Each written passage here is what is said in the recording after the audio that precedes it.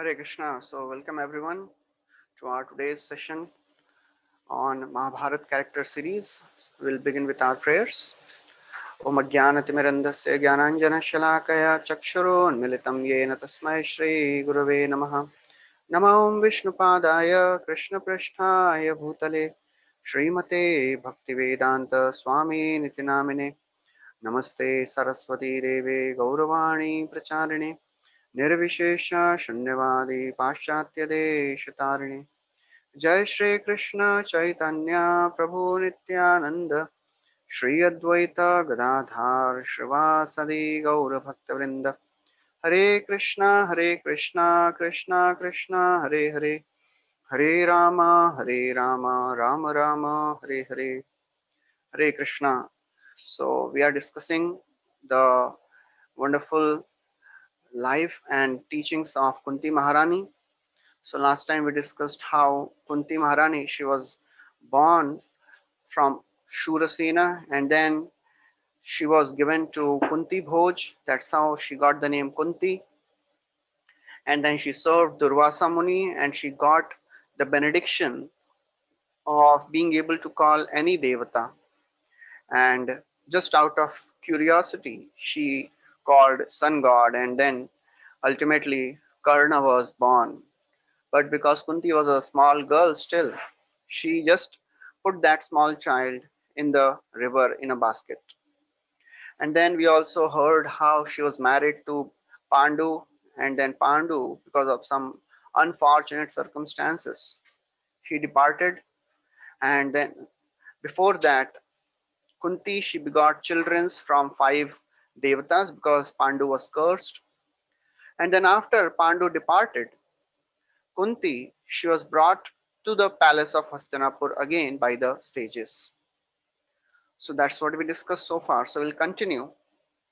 So when the citizens of Hastinapur, they saw these five children who were very well behaved, cultured, having all the good qualities just by their looks, they looked so very powerful, virtuous, that all the citizens they liked these five children, and they were thinking, they were hoping that Yudhishthir should become the king. So Kunti, she started living in the palace, and she had to take care of the children. She had to, because they had no father, so she had to take care of everything. She had to do the role of a father and mother both. That's why it is said that actually mother can take care of the children alone, but father cannot do so alone, because mother, she has the capacity to give all the love, and she has the capacity to carry out all the responsibilities very nicely. Also, it is little difficult, very difficult in many cases, but still, women can do it. So Kunti, she was taking care of all the responsibilities very nicely. And of course, Bhishma Dev, he was naturally very affectionate to all these five Pandavas. He also took the responsibility of taking care of the children, and that's how they were living.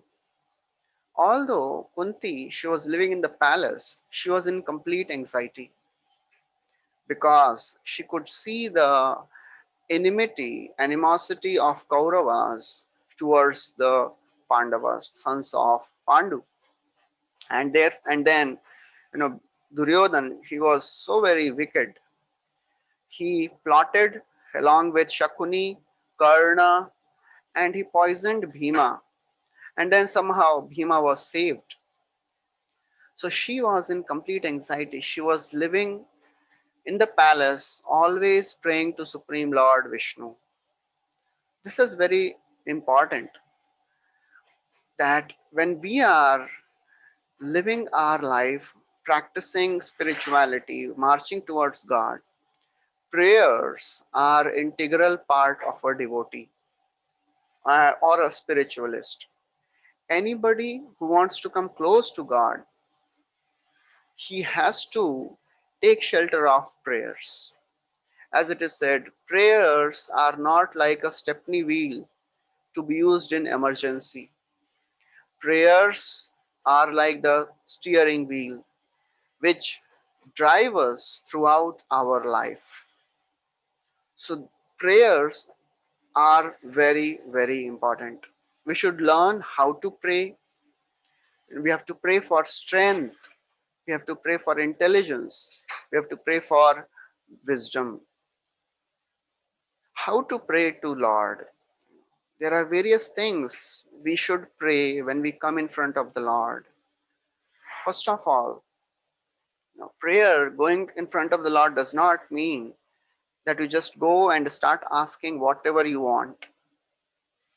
There is a way of praying also. First, we have to glorify the Lord. We have to show our gratitude for whatever He has given us. We have to glorify Him for His omniscience, for His omnipotence, all knowing, all powerful nature of the Lord. And then we have to admit our condition that I have so many of the uh, unwanted things in my heart which I want to remove, which I want to get rid of. I have so many of the anarthas. Anarthas means that which is not wanted. They are meaningless for a spiritualist. The conditionings of lust, anger, greed, pride, envy, illusion, these are the anarthas. We have to pray to the Lord to purify us of these anarthas. But before that, before asking about ourselves, we should pray for others also. That is very important. We have to pray for others' well being. We have to pray for others' spiritual life, others' health. That is very, very important because that is what actually attracts Krishna's attention. In this world, everybody prays for themselves. So there is no big deal when we are praying for ourselves. But there are very few people who pray for others. And they are recognized by Lord first. And then Krishna, he hears our appeal also. So therefore, first we should pray for others' well-being.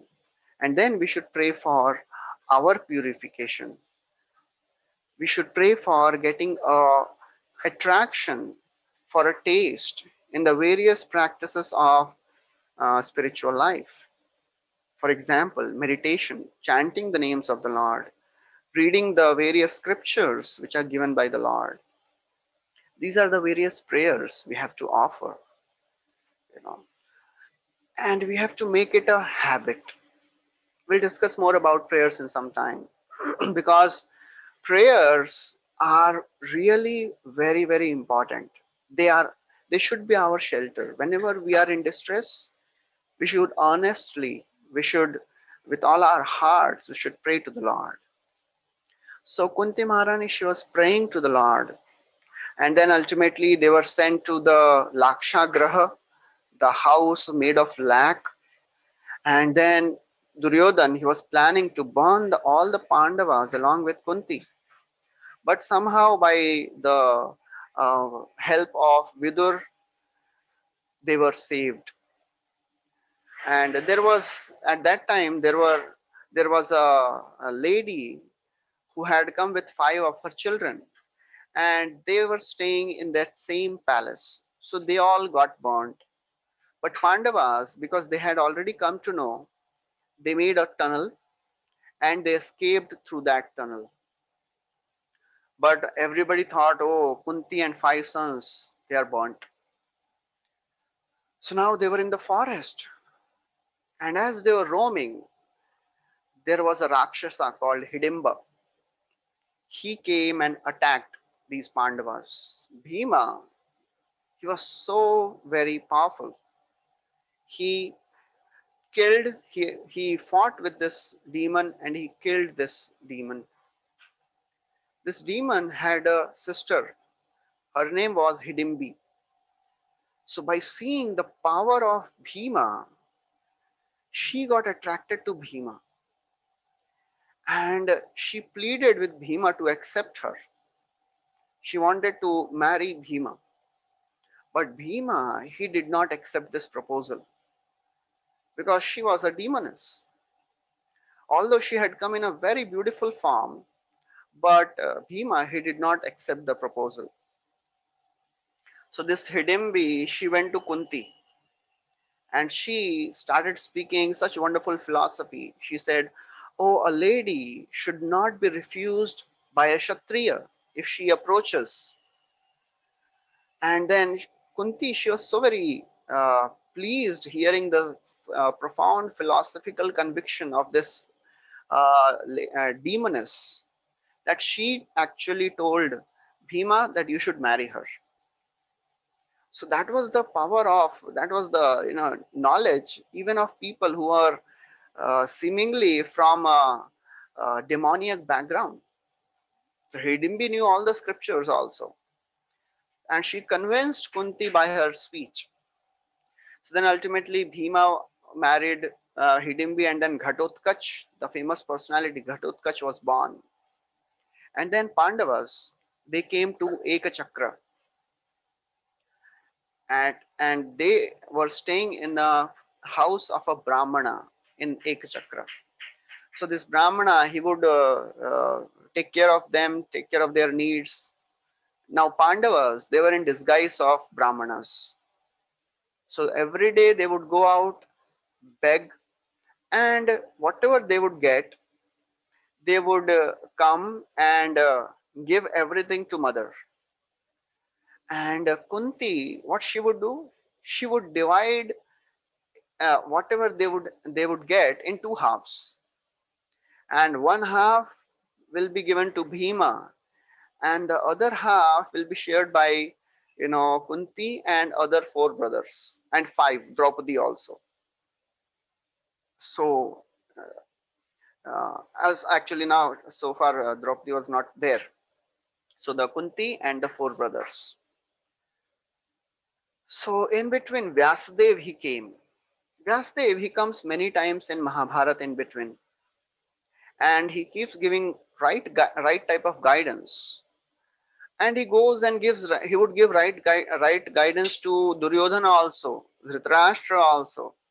But only difference was Dhritarashtra would not listen to the good advice of Vyasdev. So Vyasdev, he came and he told Pandavas that you please continue to live in Ekchakra and stake the association of Brahmanas on more and more piety. And later I'll tell you when you should go to Hastinapur. So one day, Kunti, she, as all the five Pandavas, they had gone for begging. Kunti, she heard the Brahmana crying, in whom, in that place, in the house of Brahmana, they were staying. So Brahmana, he was crying. So Kunti, she came and she saw what was happening. Brahmana was crying and saying, "Oh, what will happen to my family? You know, how will they live in separation without me? I am so very unfortunate. I cannot take care of the family. Now I have to go." Then Brahmani said, the wife of that Brahmana, she said, "No, no, why you will go? It is a duty of the wife to always assist the husband. I will go.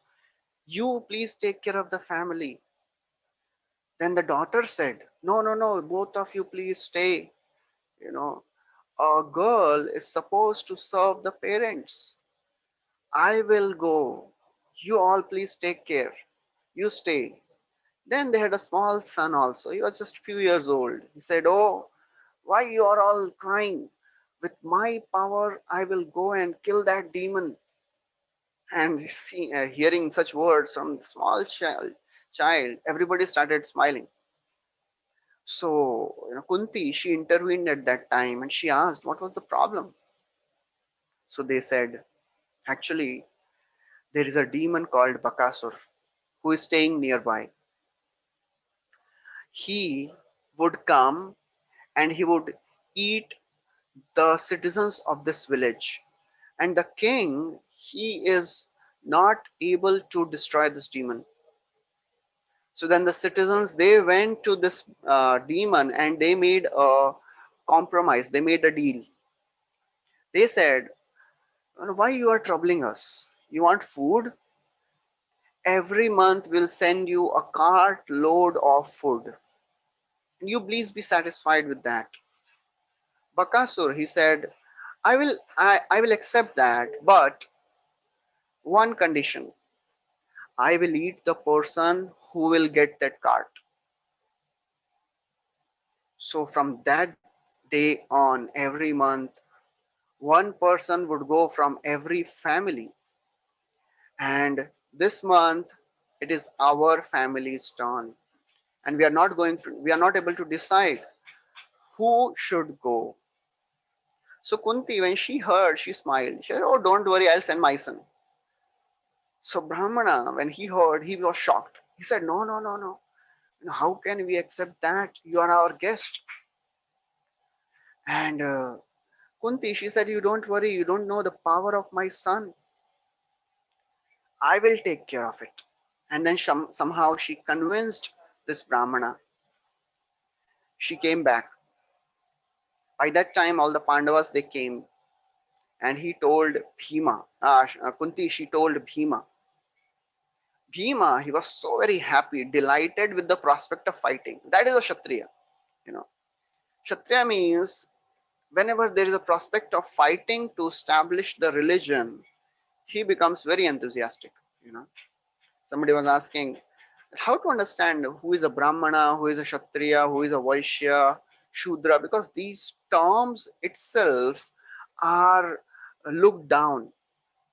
You know, people they don't want to even take these names, but actually these are not just the external designations. These are the psychophysical natures. Brahmana means an intellectual person who can give guidance. Just like every minister, every government has a team who are think tank. You know, they keep thinking. They don't do anything execution. There are some people who are executioners. They execute the whatever plan is made. That is a Kshatriya.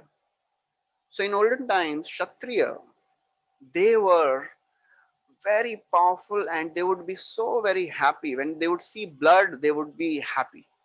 You know, how many of how many of us are happy seeing blood? You know, so Kshatriya means he should be happy when he sees blood because that gives him more and more impetus to fight, not for religion, to establish the principles of religion. So Bhima became so very happy. He was delighted that now he will fight and save a Brahmana from demon. When Yudhishthir he heard, he became very sad. Although he saw excitement in the eyes of Bhima, he told Kunti, "Oh mother, how could you give that promise? Don't you realize that Bhima is a very, very important asset for us? And he's a very, very powerful personality who can help us gain the kingdom back. He can help us to establish the principles of religion. What if something bad happens?" Kunti, she said, "Oh Yudhishthir, don't you realize the power of Bhima when he killed this Hidimba? He was so very powerful. He single-handedly killed this demon, and you just don't even think about, you know, just think that Yudhishthir, this Bhima will get harmed. You don't worry at all. And moreover, it is a duty of a Kshatriya to protect the Brahmanas." And she says very wonderful thing. This shows the wonderful, mature, and responsible nature of Kunti Maharani. She says, if you take something from somebody, you should always give something in return. Gratitude is very, very important for a spiritualist, you know. So, gratitude plays a very vital role. It is one thing to just say thank you, it is another thing to actually mean thank you, and it is the third thing to actually live by that thank you, you know. So to live by that thank you is very highest principle. To say thank you, anybody can say thank you. That is very superficial. To mean thank you means you actually realize what this person has done to you. That is gratitude. Kritagyata. Krita gya. Krita means what somebody has done, and gya means to know. So one should always remember what others have done for us. Tam sukharadhyam rijubhi ananya sharanainibhir kritagya kono seveta duraradhyam sadhubhi. It is described in the scriptures. Only a sadhu, only a person who is having demoniac qualities, he is ungrateful.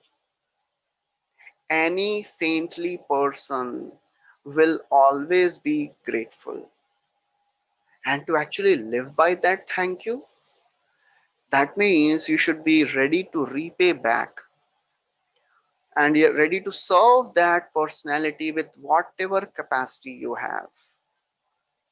That is to live by that thank you. And many people in the society, they blame the saintly people. They say that, oh, these sadhus, they are burden on the society, not doing anything, just living like parasites. But actually, the saintly people, they are supposed to give the charity of wisdom, give the charity of spiritual knowledge. They are not there to take from the world, but to give to the world the spiritual knowledge, the wisdom which is missing, the wisdom of how to live in this world and how to leave this world in right consciousness. Because whether we say it or not, everybody has to leave one day. So, better prepare for that day also. In this world where everybody is running around to make more and more money, just the thought of death, thought of leaving this world, it is so very scary. But actually, it is a fact, as it is said, as sure as death. So, therefore, an intelligent person will endeavor to get the currency which is working in the next world also. Just like if you are going to America or London or any country abroad, one of the things you will do for sure is exchange the currency. Otherwise, you may be billionaires here, but what if that place has no currency exchange bureau? You'll become a beggar there. Similarly, a person may be a billionaire in this world, but if he does not exchange his currency, he will he or she will become a beggar in the next world. That is the knowledge which is given by the scriptures, and that is what is described by the sages, the saintly people. The currency of spiritual life is permanent. Whatever spiritual benefits we acquire in this life, they carry over to the next life. So Kunti, she said, this is a duty and responsibility of a Kshatriya to protect the citizens, to protect the Brahmanas. When Yudhishthir he heard these wonderful words of wisdom from Kunti, he contemplated and he accepted it. And this was the Kunti's sense of responsibility. She was a Kshatriya lady. She knew the responsibility of a Kshatriya, a person who has responsible position, whoever they may be. Everybody has some responsible position in the society. Parents, they have a responsible position to take care of the children. Husband has the responsibility to take care of the family. Wife also has the responsibility to take care of the family and children, you know. So nobody can say, I don't have any responsibility. I don't have anybody under me. Everybody has somebody under them. And this is our responsibility to take care of our subordinates' physical and spiritual well being also. Many times we take care of the physical well being, but we forget to take care of the spiritual well being. So then Bhima, he very happily he went with a cart load of food, and Kunti, she knew that this food is not going to reach this demon. On the way, Bhima, he was always hungry because as a Brahmana, he would not get enough food to eat. So on the way, he ate everything. And then he reached this demon and he had an intense fight and he killed that demon very easily. He came back very happy, but then they had to leave that place because now everybody will come to know, oh, somebody killed this Bakasur. Who is that? And they may be recognized. So Kunti and Pandavas, they left that place. While they were leaving, some of the Brahmanas, they told Pandavas and Kunti that you go to Drupada's place. In his kingdom, there is a Swayamvar of Draupadi, his daughter, his her Swayamvar is going on. You go to Panchal kingdom and you will got lots of charity there because they thought, oh, these are poor brahmanas, so they will get charity. So then Pandavas, they went, and then ultimately we'll discuss about more about this in Draupadi Swayamvar, when we'll discuss about Draupadi. Ultimately Arjuna, he won the hand of Draupadi and he came back. And Kunti, you know without looking, because Arjuna, he told Kunti, oh mother, look what I have bought, what I have got. So Kunti, without even looking, she would always say that whatever you have got, just divide among yourself. That is what she taught her children. Parents, they have a very, very critical responsibility in shaping their child's thought process. Children, they learn more by seeing than by hearing. We may instruct our children very wonderfully, but if we are not doing what we are telling our children, then they will not accept it. So Kunti, she was taking care and telling such wonderful things to the children. One time somebody sent me a nice picture. One time there was a mother taking her children to the school, and this child, he was not so happy. And then a beggar comes. So mother tells the child, if you don't study, you'll become like this beggar. And another picture, this was showing mother taking the child to the school, and she tells to the child, if you study better, you can help this man in a better way.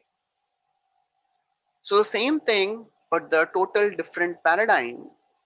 So that is what the responsibility of parents. What type of thought process you are giving to the children? We hear about Dhruv Maharaj, small child, you know, ill-treated by his stepmother. He comes back running, crying. Suniti, his mother, she tells him, oh my dear child, never bear harsh feelings towards your stepmother. You should not think ill of anybody who has done harm to you, because everything is happening according to our karma. That is what is the responsibility of a parent, a father or a mother. So without turning only, she said, "Oh, whatever you have got, please divide among yourself." And there was a complete silence. Kunti, she realized there is something different. She turned around and she saw a beautifully decorated lady standing, garland in her neck and a garland in the neck of Arjuna. She understood, and she was shocked and she said, "Oh my God, how has this happened? So far, I have never spoken untruth. Whatever I have spoken has come true. Now, how had this happened today?" And she was confused. And then Yudhishthir, he thought about it and he said, "Actually, mother, I think, you know, we all can marry this lady, Draupadi." And somebody may think, how can Yudhishthir say that? Yudhishthir, he says, just because this thought is coming in my mind, for sure I can say this is according to the principles of religion. Because he says, nothing irreligious can come in my mind. That is amazing. That is Yudhishthir. That is Dharmaraj. Many times it is the other way around for us. But Yudhishthir says, I cannot think anything which is irreligious. And then ultimately, you know, he quoted the scriptures also, and we'll discuss more about that in the Draupadi's story when we'll discuss about this Draupadi's case. And then this Draupadi ultimately got married to all the five Pandavas. So this is the power of virtue. When we stick to the principles of dharma throughout our life, for sure, Lord helps us to follow the dharmic principles better. As it is said, dharmo rakshati dharmaha. Dharma is protected by dharma itself. In this world where people are ready to do anything just to get money, they don't care about virtue. They are ready to do anything to gain wealth, fame, recognition. They are ready to transgress all the moral values without even thinking. Transgressing moral values has become a norm now. And people, they don't realize the more they go away from the moral values, the more it is difficult to come back, because the inertia is so very strong. Even if somebody thinks enough of this religion, I want to come back to the right path, the inertia will not allow this person to follow the principles.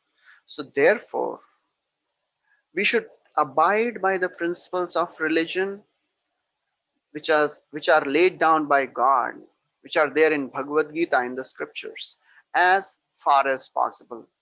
And then Lord will help us to make right decisions. As Krishna says in Bhagavad Gita, Tesham satatayuktanam bhajatam pritipurvakam tadami buddhi yogam tam yena mam upayanti te. Krishna gives assurance. Whoever comes and practices the religious principles, worships me with faith, I give them the intelligence. So Kunti's words, they were so much filled with piety, truthfulness, devotion, chastity. So therefore, they came true. And eventually, Draupadi was married to the Pandavas. And then ultimately, the Pandavas, they came back and they asked for the kingdom. So Dhritarashtra, he gave Khandavprasth, which was a barren land. And but Pandavas, they were so very powerful. They made a city, wonderful, flourishing city there with the help of Mayadana. And then at the Rajasuya Yagya, Kunti, she was so very happy because her sons, she was seeing her sons as the rulers of the earth. And she was also happy because Krishna, Lord of Kunti, he was glorified as a supreme person. He was given Agra Puja. Agra Puja means the first worship in the assembly, declaring that Krishna is a supreme person. So Kunti, she saw Yudhishthir becoming king and she saw Krishna glorified as supreme being. This is the duty of every living being. We have our spiritual duty and we have our material duty also.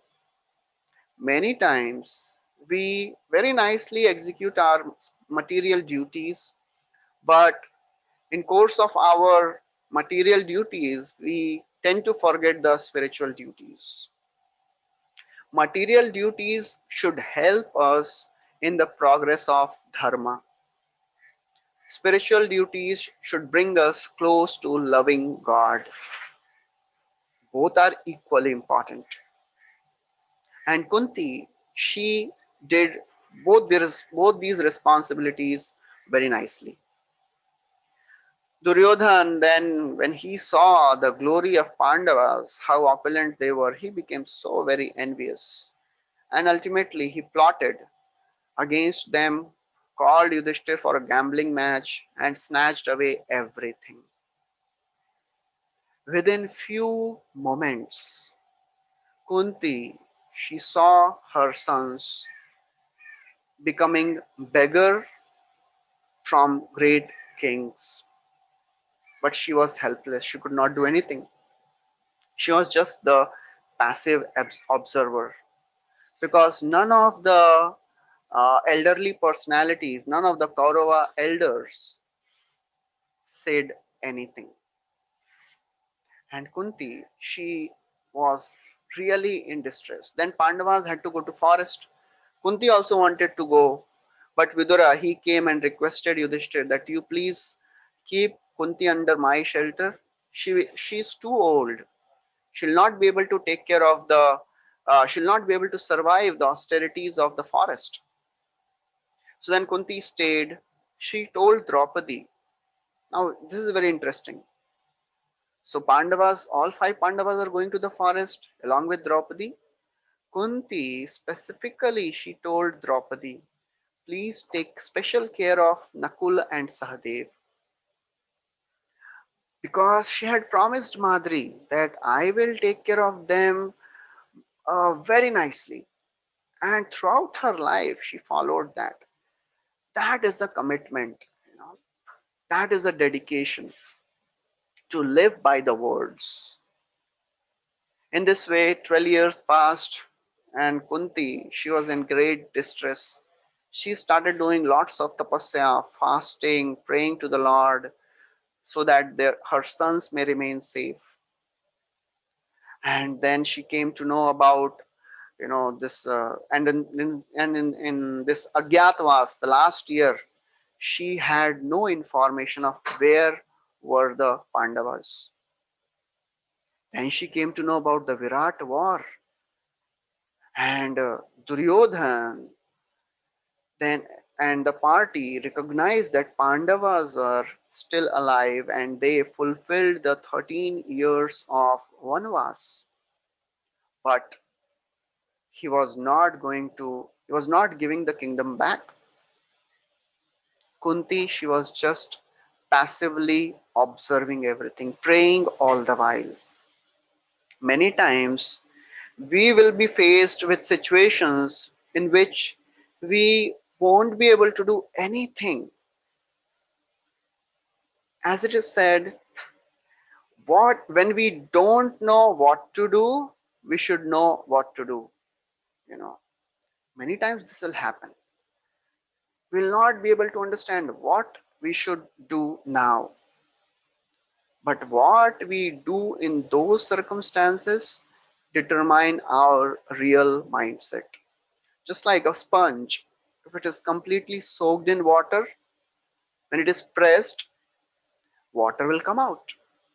Similarly, the more we imbibe the principles of religion, the more we practice this principle of praying God, praying to Krishna, turning to Krishna when we are having no difficulties in life. Sincere cultivation of this art of praying. As it is said, the more we sweat in peace, the less we bleed in war. The more we cultivate this habit of praying sincerely, honestly, when things are well, it is more likely that when calamities come, we will turn to Krishna and we'll turn to the people who are saintly. We'll be grateful.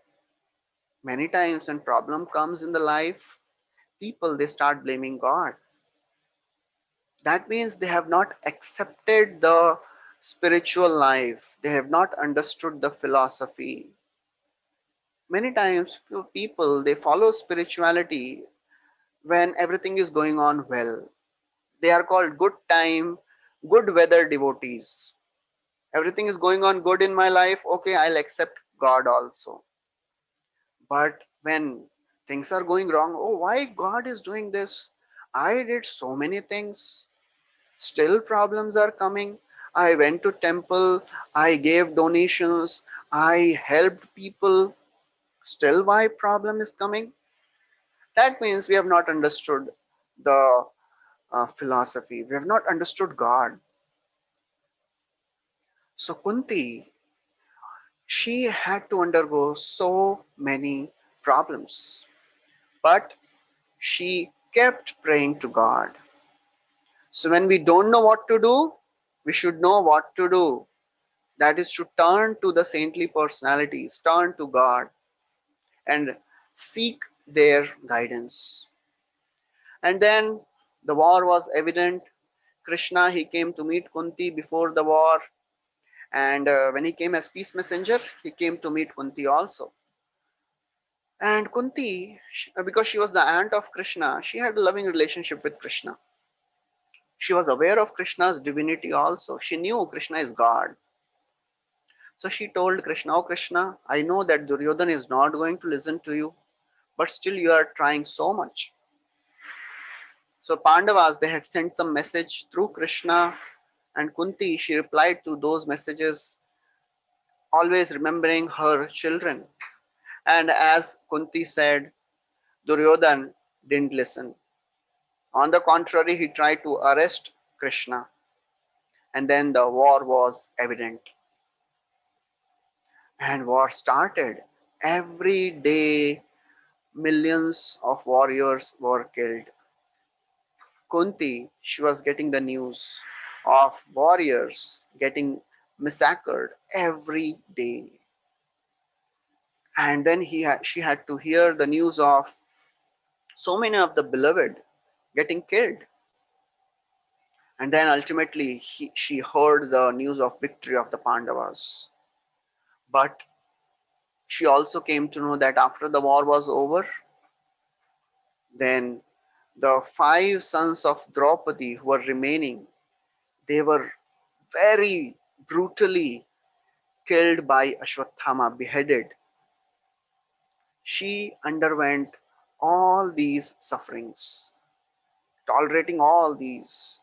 Only Parikshit was remaining in the womb of Uttara. Then the war was over.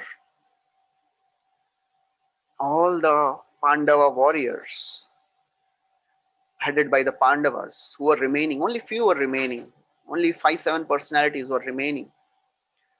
And Pandavas, they had to do the tarpan, offer water to the departed soul.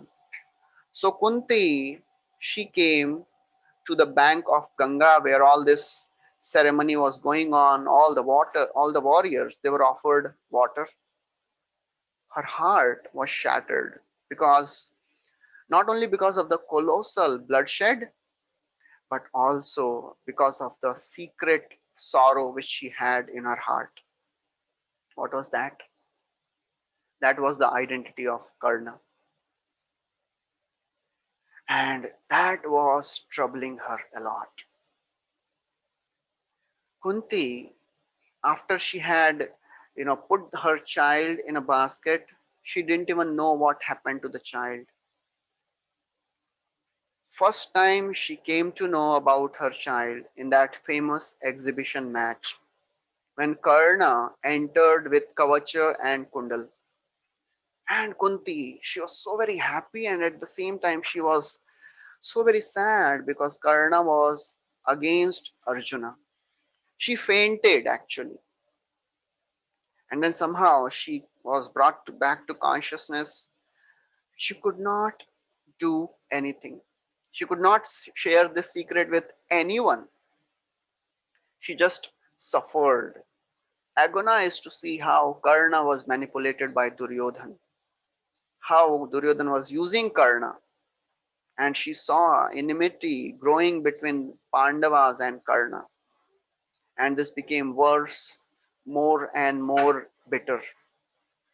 Then, before the war started, she thought better to lose the honor than to lose the son. She went because she wanted to tell Karna his identity. So every day, Karna, he would offer oblations to Surya. He was naturally attracted to sun god. So Kunti, she went. Generally, women were not allowed to go alone, but Kunti, because she was elderly lady, she could, go alone. She went, and it was, sun, mid noon sun, and Karna, he was offering oblations to Surya Dev, and Kunti was standing in the sun, sweating. Karna, after he completed his offering, he turned and he saw a lady looking very royal, regal. He came near and realized, oh, she is the mother of the Pandavas, you know, and she was sweating. So Karna, he offered his respects and he said, "Oh, venerable lady, what can the son of Suta do for you?" Kunti, she started crying. She had, she had her eyes on the ground. She could not look at Karna. She said, and then somehow she managed to look up. She said, "Oh Karna, please don't call yourself son of a Suta. Actually, you are my son, and I begot you from Surya." As she was saying, her heart was pumping very, strongly. Palpitations were there. Karna, when he heard this, he was completely shocked. And first time he understood why he was so very attracted to Surya. And then Kunti, she described the whole story, how she begot Karna from Surya, and then ultimately she had to, put Karna in the river. And then she said, "Now I can't see my two sons fighting. Please join the side of Pandavas. They will give you the kingdom. They will make you the king." But Karna, he became harder, and he strongly said, "All my life you denied me the honor I deserved. All my life I had to hear the words Sut Putra, and now you have come just, and I don't think you have come to give me the honor. I think you have come to save your sons." Kunti, when she heard this, she was in tears. Many times we judge others by their intentions, we judge others by their actions, and we judge ourselves by our intentions. You know, whatever a person is doing, we start judging him by the actions. But when we are there, we think, oh, I didn't mean it. I may have acted wrongly, but I didn't mean it. Most of the time, relationship issues happen because of misunderstandings. As it is said, assumptions, when you assume some things about some person, assumptions, they are like termites in relationships. Slowly, the relationships become hollow from within, and we don't even realize when the whole building will collapse. So, therefore, we should never assume things, better ask and clarify rather than building up this, you know, misunderstanding and confusion. Because of our false ego, many times we cannot just go to the person and ask, what is the problem? What was the actual thing? What was his story? You know, and many times, only thing which is required is to just say sorry. But because of our ego, we can't say even sorry. The simple word doesn't come out of the mouth. Even though we are right, we may be right, but just this one word can save relationships. Many times, when we say sorry, that does not mean we are wrong. That means we value the relationship more than being right. You know. So therefore, we should not start judging people. Just clarify the doubts, clarify the confusions. Kunti, when she heard, she was in complete agony. She remembered how she had suffered, when she had to put that small child in the river. She said, Karna, I have come just for your good. Please listen to my words. Karna had steeled his heart. He said, "O mother, if you are concerned about your 5 sons, I give you a promise. I take a vow, your 5 sons will remain. I will not kill Yudhishthir, I will not kill Bhima, I will not kill Nakul or Sahadev, but I cannot leave Arjuna. So either Arjuna will die or I will die. Your 5 sons will remain." So Kunti, she understood that Karna is not going to listen. She extended her hands, and Karna, he could not stop himself. He ran and embraced Mother Kunti.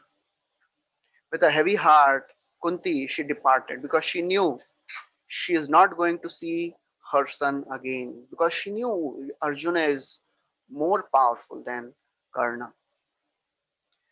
So now war was over.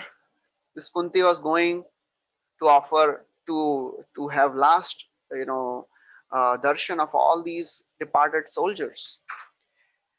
She again, she made her heart very, very strong, went to Yudhishthir, and she said, "O son, you have not offered water to one of your relatives." Yudhishthir, he thought and said, "No, mother, I have offered for everybody." She said, "Offer waters for Karna also. He was your elder brother." When Yudhishthir, he heard this, he was completely shocked. He started lamenting, "Only if I would have known this before, I would have given this kingdom to Karna. We could have stopped this entire colossal war. But now everything is gone." King Kunti said, "Oh Yudhishthir, please don't lament. I went to Karna, tried to convince him, but he didn't agree. And actually, he only told me that you please don't tell Yudhishthir also." So Yudhishthir, he remembered, and then he told the promise which Karna gave him, that he will not kill the 4 Pandavas. Yudhishthir remembered how on the 17th day, although Karna, he very fatally injured Yudhishthir, but he didn't kill him. Yudhishthir, he felt so very despondent. He said, "We could have avoided this bloodshed.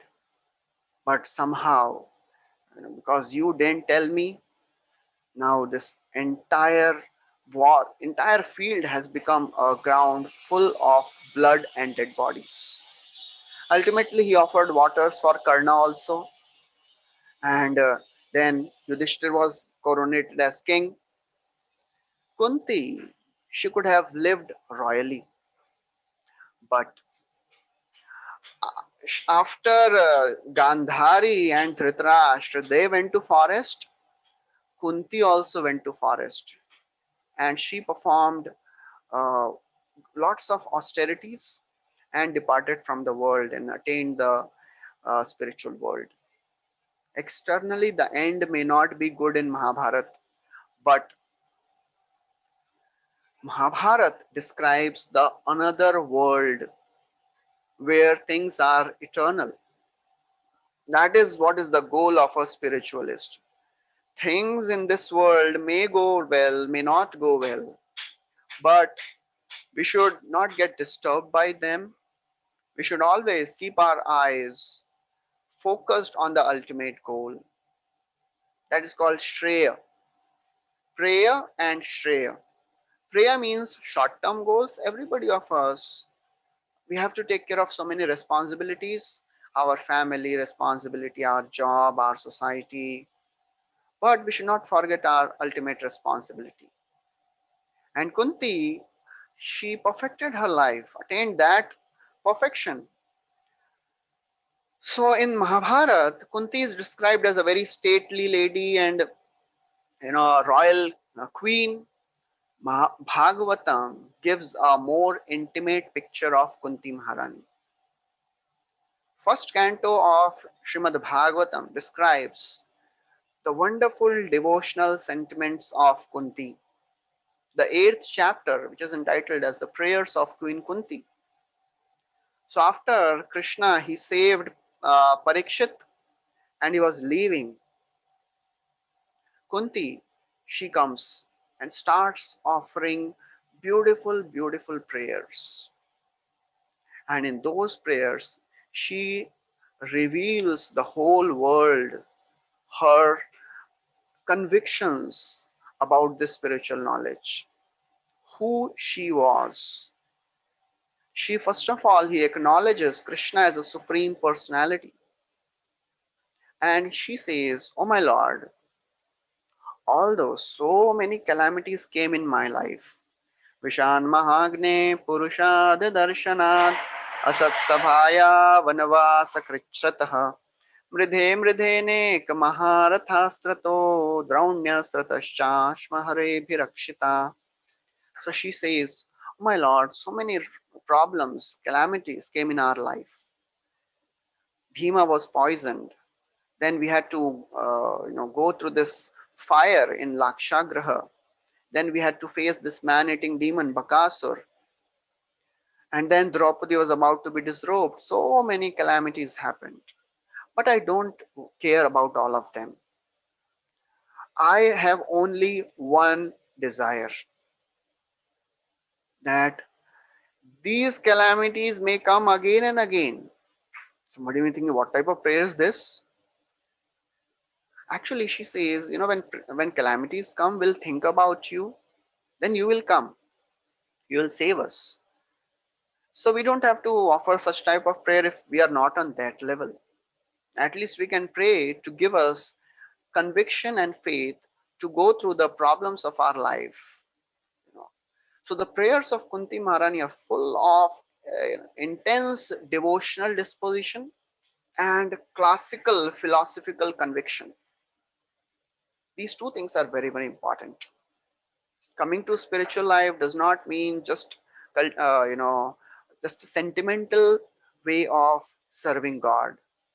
We have to develop loving sentiments towards Krishna, but that sentiment should be based on strong philosophical conviction. If we are convinced about why we are doing what we are doing, then we will not get confused. We will not get bewildered when apparent reversal come in life. We don't want to be a good weather devotee.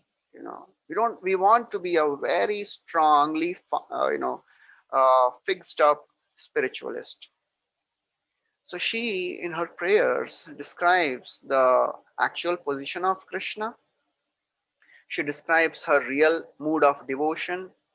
She says, "Oh my Lord, you are the supreme, you have protected my sons, and I just want to focus on your lotus feet." And in this way she offers wonderful, wonderful prayers. And she ends her prayers by glorification of Krishna. How Krishna is a supreme Lord, he is a friend of Arjuna. And then in response to those prayers, Krishna smiles. So although Kunti, she is not a very prominent character in many parvas of Bhagavata, but she, by her wonderful example, by her wonderful exemplary devotion, by her wonderful conviction, she has played a very important major role in the life of Pandavas.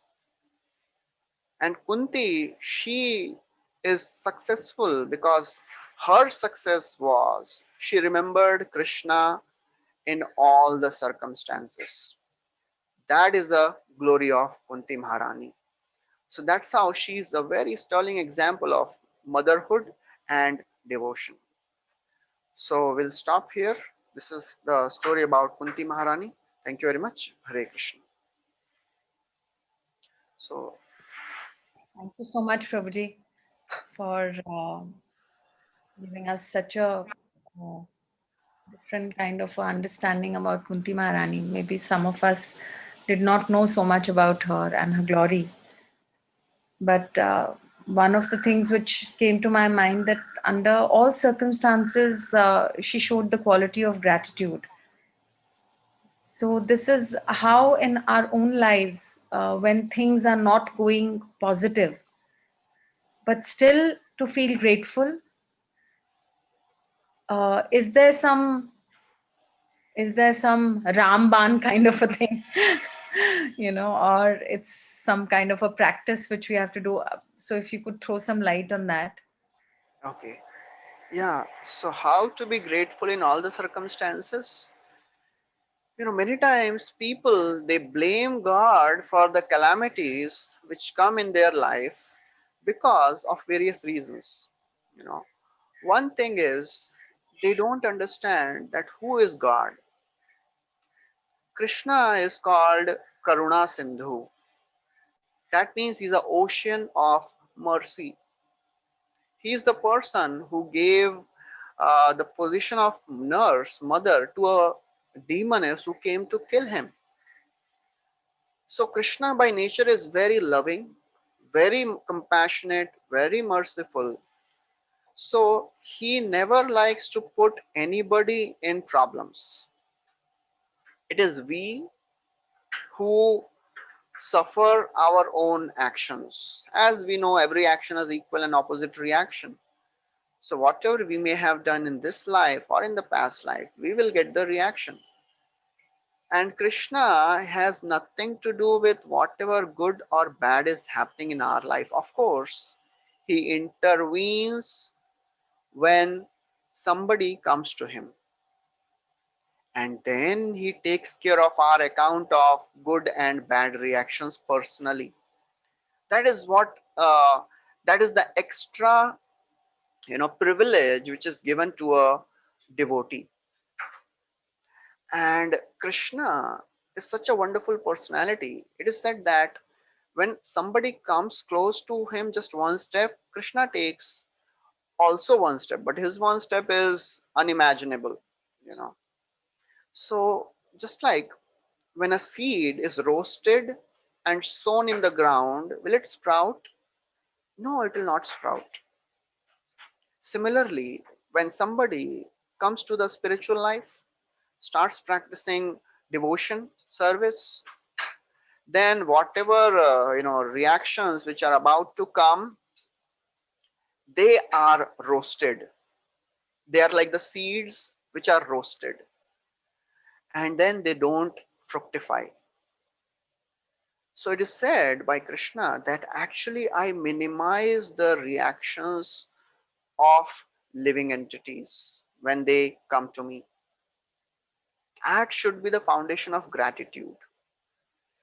And actually, we should be grateful that Krishna is not saying, oh, this person is not coming to me. I'll not give him sun. I'll not give him moonshine. I'll not give him air. I'll not give him water. No. Krishna is like a father who takes care of all his children, even if the child is not obedient. But if some of the child is obedient, father takes special care, gives more attention to that child. So everybody should be grateful for whatever they have received from God. Some people realize it, some people don't realize, you know. And especially when we come to spiritual life, we should be really grateful because Krishna is so very eager to help his devotees. That's what Krishna is telling to Arjuna in Bhagavad Gita. Kaunteya pratijanihi name bhaktah pranashyati. O Arjuna, you declare boldly that my devotee will never perish.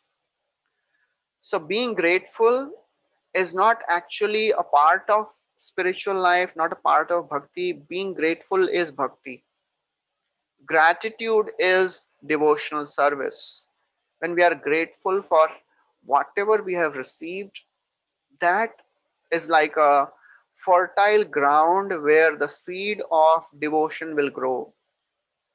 Our faith will increase more and more if we are grateful. And that is based on a very profound understanding that Krishna, God, is supremely merciful, and we are, although insignificant, just like an ordinary citizen staying in a Dharavi slum, what chance he has to go and meet president or prime minister? Similarly, we are insignificant, you know, and to for us to get mercy of God is actually unimaginable. But Krishna is like that father who comes down at the level of his child and picks him up. So Krishna is there for everybody. He's there in the heart of everybody as Paramatma. So we have to be grateful for that. Never ever blaming God, because we are not so big that Krishna will put troubles in our life, and actually he has no reason also, because he does not like doing it. Why he'll do it? All the living entities, they are like his sons. So therefore, this is the foundation of being grateful always, that Krishna is there for me to help. Whenever I need it, Krishna is there. And therefore, we have to develop this habit of praying to Krishna always. We have to pray for this quality of gratitude also. It will not come automatically. We have to endeavor for it, you know. And then slowly it will sink in. Okay. Hare Krishna. Thank you so much, Prabhuji. Another thing, a statement which you made was about Kunti Maharani, which that she remained a passive observer, and sometimes even in our lives, when there are certain situations which are um, very volatile or very traumatic or something which we actually cannot control, but we still cannot remain passive observers. We put our hands in that, and knowingly that the only benefit by doing that will be that we'll burn our own hands. So, or it will not make any difference even if I don't burn my hands, but it's not going to make any difference because my control over in this situation is absolutely negligible.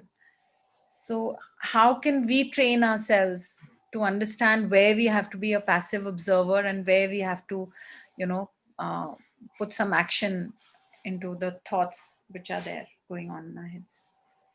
Okay.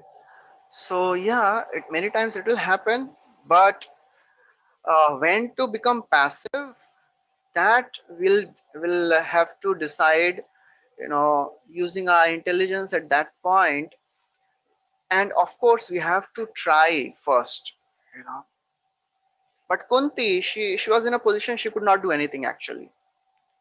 So we, whenever some problem comes, we cannot just say, "Oh, I cannot do anything."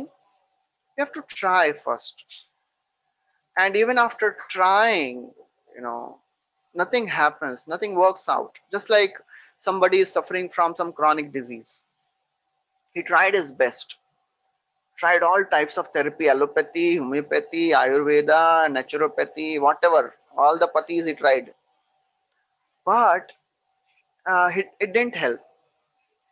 Then rather than getting frustrated, rather than getting irritated and blaming God, what we can do is, what that person can do is just accept the situation as it is.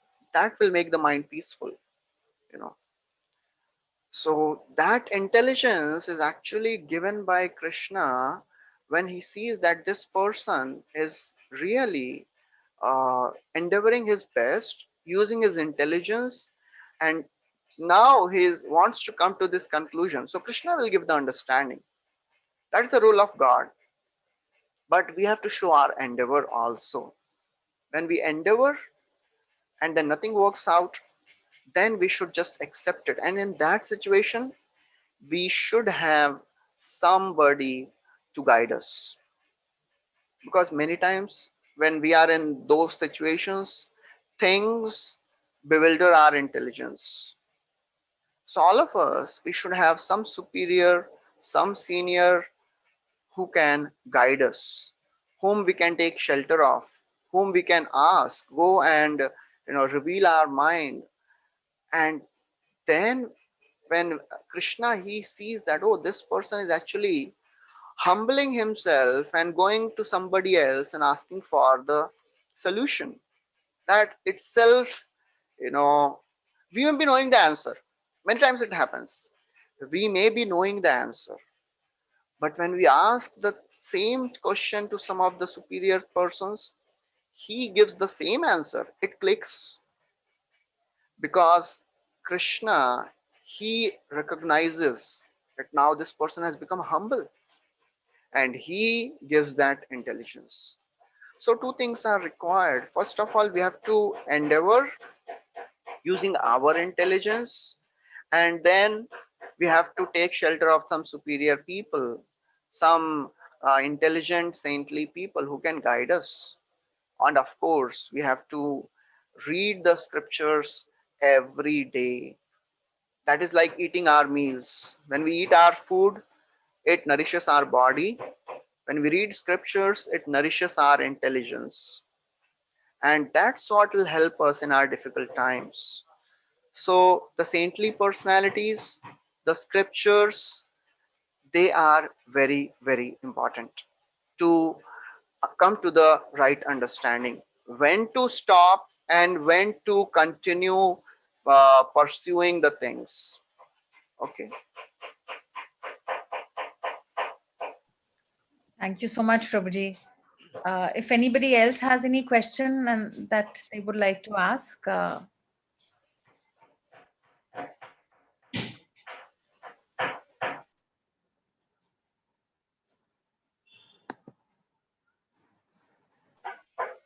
think Prabhuji, everybody is very satisfied. So thank you very much for a lovely session. So next week we will have a session on Draupadi, Prabhuji.